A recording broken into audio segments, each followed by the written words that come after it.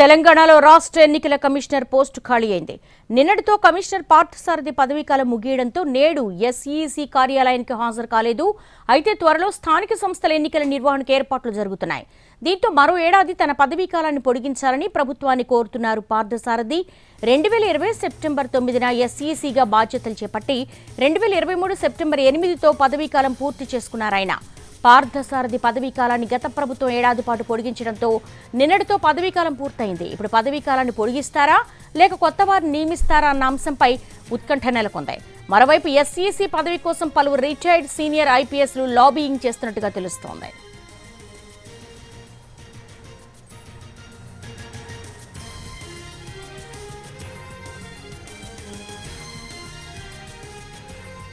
తెలంగాణలో రాష్ట్ర ఎన్నికల కమిషనర్ పోస్టు ఖాళీ అయింది. నిన్నటితో కమిషనర్ పార్థసారథి పదవీకాలం ముగియడంతో నేడు ఎస్ఈసీ కార్యాలయానికి హాజరు కాలేదు. అయితే త్వరలో స్థానిక సంస్థల ఎన్నికల నిర్వహణకు ఏర్పాట్లు జరుగుతున్నాయి. దీంతో మరో ఏడాది తన పదవీకాలాన్ని పొడిగించాలని ప్రభుత్వాన్ని కోరుతున్నారు పార్థసారథి.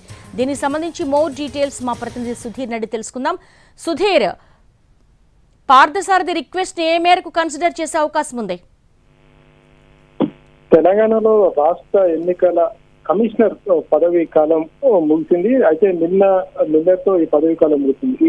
ఈ పదవిలో నిన్నటి వరకు కూడా రాష్ట్ర ఎన్నికల కమిషనర్ గా పార్థసారథి కొనసాగుతూ వచ్చారు. ఆయన పదవీ కాలం నిన్న ముగియడంతో ఈ రోజు వర్కింగ్ డే. ఈ రోజు కార్యాలయానికి కూడా ఆయన హాజరు కాలేదు. వాస్తవానికి దాదాపు 4 సంవత్సరాల పాటు కూడా పార్థసారథి ఈ పదవిలో కొనసాగుతూ వచ్చారు. గత ఏడాది అంటే 2023 సెప్టెంబర్ 8వ తేదీకే ఆయన పదవీ కాలం ముగిసింది. గతంలో 2020 సంవత్సరంలో ఆయన పదవి బాధ్యతలు చేపట్టారు. ఆ పదవి బాధ్యతలు గత సంవత్సరంతో ముగిశాయి. అయితే గత ప్రభుత్వం కేసీఆర్ ప్రభుత్వం ఏడాది పాటు ఆయన పదవీ కాలాన్ని పొడిగిస్తూ వచ్చింది.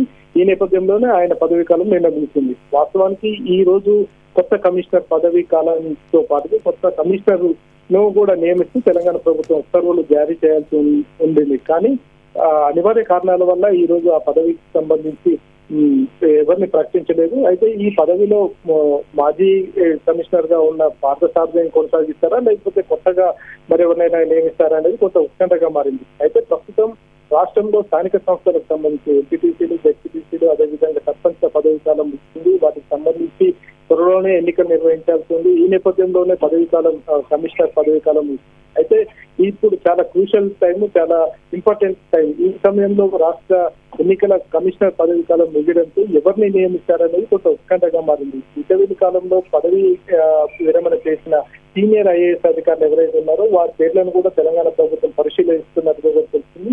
ఈ నేపథ్యంలోనే తనను మరొక ఏడాది పాటు కూడా కొనసాగించాలని చెప్పేసి తెలంగాణ ప్రభుత్వానికి ఆయన అర్జీ పెట్టుకున్నట్టుగా, అంటే పార్థసారథి మరొక సంవత్సరం తన పదవీ కాలాన్ని పొడిగించాలని చెప్పేసి అర్జీ పెట్టుకున్నట్టు కూడా తెలిసింది. ఈ నేపథ్యంలోనే రాష్ట్ర ముఖ్యమంత్రి కావచ్చు, రాష్ట్ర ప్రభుత్వం ఎవరైనా కొత్త అధికారిని నియమిస్తారా లేకపోతే ఈయనే కంటిన్యూ చేస్తారా అనేది కొంత ఉత్కంఠగా మారిన పరిస్థితి కనిపిస్తుంది. ఏదేమైనప్పటికీ కూడా అతి త్వరలోనే ఈ పదవిని భర్తీ చేయాల్సిన అవసరం మాత్రం తెలంగాణ ప్రభుత్వం మీద ఉన్నట్టు కూడా చూస్తుంది. ఇందుకోసం కొంతమంది సీనియర్ ఐఏఎస్ అదేవిధంగా రిటైర్ అయిన అధికారులు ఎవరైతే ఉన్నారో ఐఏఎస్ అధికారులు వారంతా లాబింగ్ చేస్తున్నారు. ఈ పోస్ట్ కు సీనియర్ ఐఏఎస్ తో పాటుగా ప్రిన్సిపల్ సెక్రటరీ హోదా ఉన్న ఐఏఎస్ అధికారులు మాత్రమే దీనికి సెట్ అవుతారు. అంటే రాష్ట్రం మీద పట్టున్న వాళ్ళు, స్థానిక సంస్థలకు మీద పట్టున్న వాళ్ళు, ఆ స్థానిక సంస్థల ఎన్నికల నిర్వహణతో పాటుగా అందులో ఎన్నికల్లో పాల్గొని పనిచేసిన వాళ్ళు ఎవరైతే ఉన్నారో వాళ్ళు దీనికి సూట్ అవుతారని చెప్పేసి తెలంగాణ ప్రభుత్వం అయితే భావిస్తుంది. ఈ పదవి కోసం చాలా మంది పోటీ పడుతున్నట్టు కూడా తెలుస్తుంది. ఇందుకు సంబంధించి 1-2 రోజుల్లోనే ఉత్తర్వులు వెలువడే అవకాశం ఉన్నట్టు కూడా కనిపిస్తుంది. All right Sudheer.